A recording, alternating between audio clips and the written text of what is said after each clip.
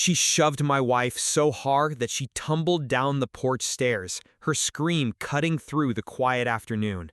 I dropped the box I was carrying and ran, catching her just as she hit the ground. My hands shook as I pulled her close, my heart pounding with rage. Karen stood at the top of the porch with that smug smile, arms crossed like she had just won some kind of game. "This is HOA property," she barked, "and trash like you doesn't belong here." Neighbors peeked from behind their blinds, some recording, none stepping in. I wanted to explode right there, but my wife grabbed my hand, her voice weak. Don't let her see you lose it," she whispered. She knew me better than anyone. She knew exactly what was about to happen. Karen clapped her hands once, loud, like she was calling for attention. "I'll have your car towed, your junk tossed, and your family banned from this neighborhood. Consider this your eviction notice." She waved a paper like it was a weapon, her voice echoing across the street. I didn't say a word. I just stood, dusted the dirt off my wife's shoulder, and locked eyes with the woman who thought she owned the world.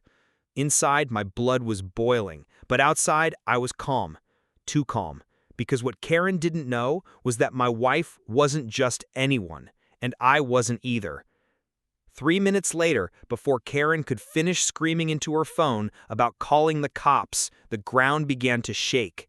Engines roared down the road, one after another, until 5 military convoys rolled in, tires crushing the pavement, flags snapping in the wind. The look on her face when the first Humvee stopped in front of my driveway, priceless. Karen stumbled back as the first convoy door slammed open and soldiers in uniform stepped out, boots striking the pavement in perfect rhythm. Her smug grin melted, replaced with wide eyes and shaky breaths. What is this?" she stammered, clutching the fake HOA notice like it was her last shield. I didn't answer. I just knelt beside my wife, brushed the dust from her arm, and whispered, "They're here." She nodded, wincing in pain, but holding herself tall, stronger than anyone around us could see. One of the soldiers marched straight toward me, saluted, and said loud enough for the neighbors to hear, "Sir, perimeter secured. Orders." The crowd gasped. Phones lifted higher, catching every word.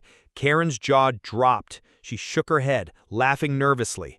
This is insane. He's bluffing. They can't be real military. This is just some show."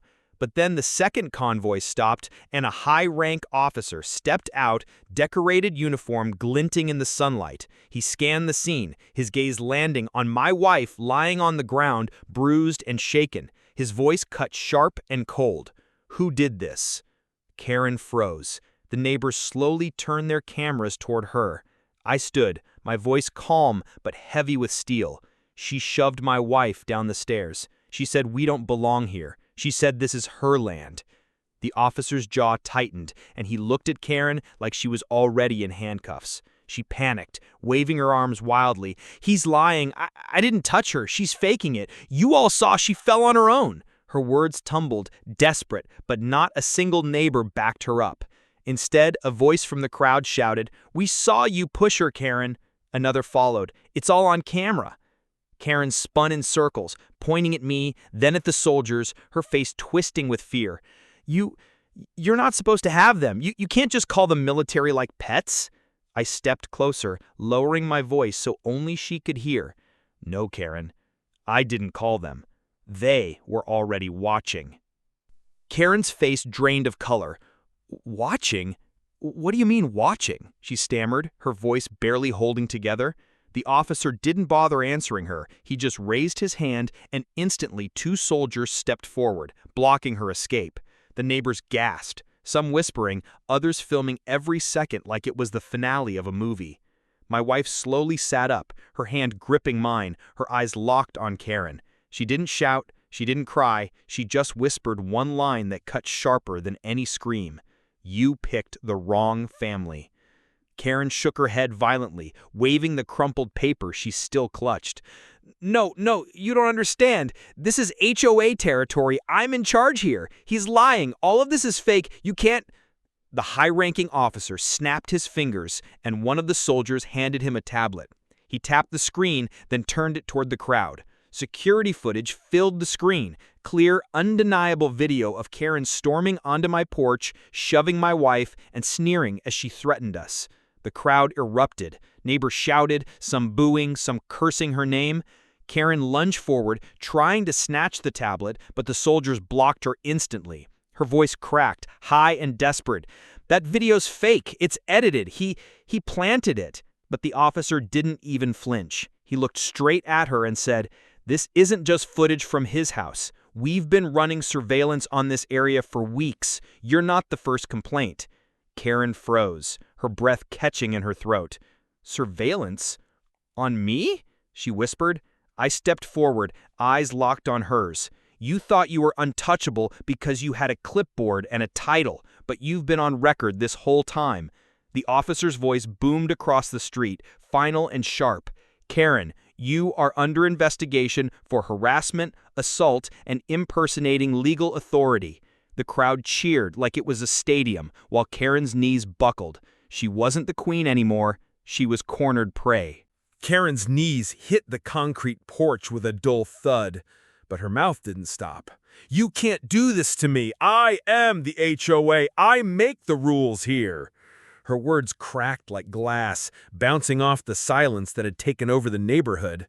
The soldiers didn't move, their expressions stone, while the officer folded his arms, unimpressed. I helped my wife to her feet, steadying her against my shoulder. She winced but kept her chin high, refusing to let Karen see any weakness. That alone burned Karen more than the soldiers surrounding her. Desperation twisted her face. "Listen to me. He doesn't belong here. None of them do. They'll ruin this place, bring down the value of our homes."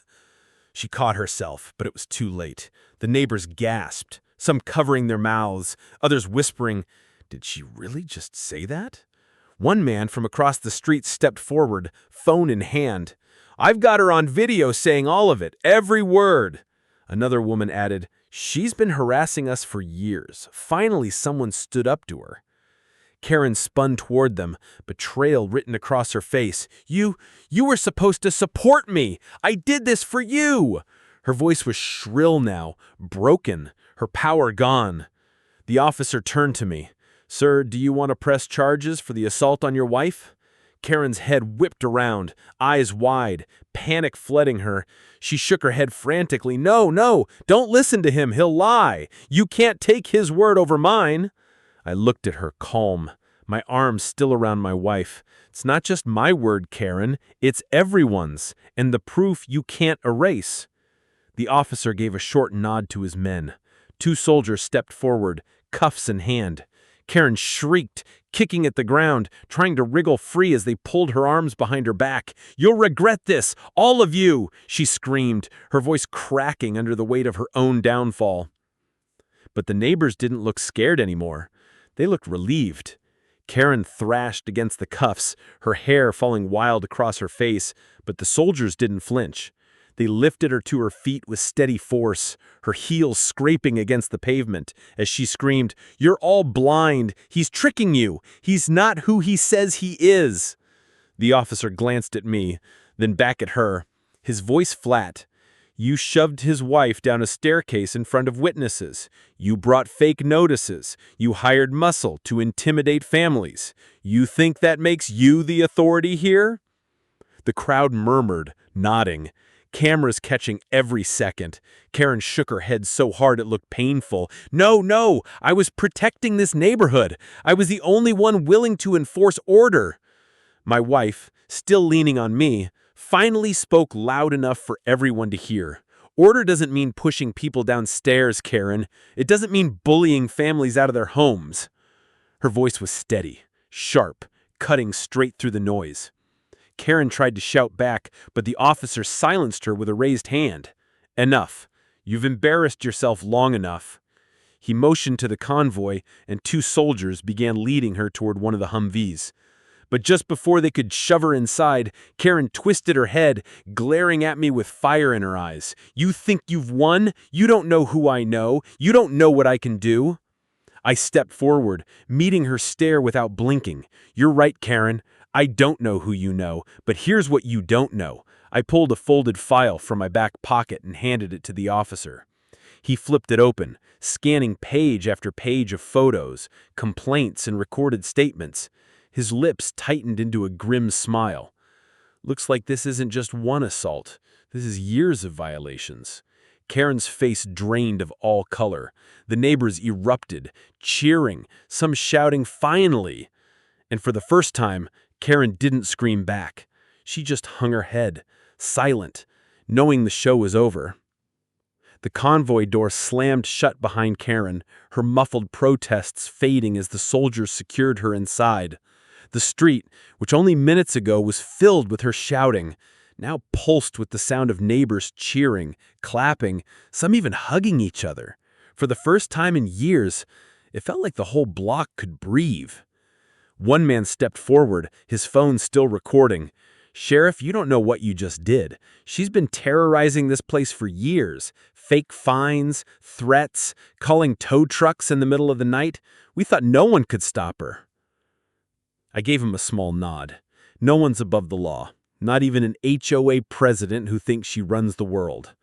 My wife, still leaning on me, let out a shaky laugh, and she thought pushing me downstairs would scare us off. She looked up at the officer, her eyes fierce, despite the bruise forming on her arm.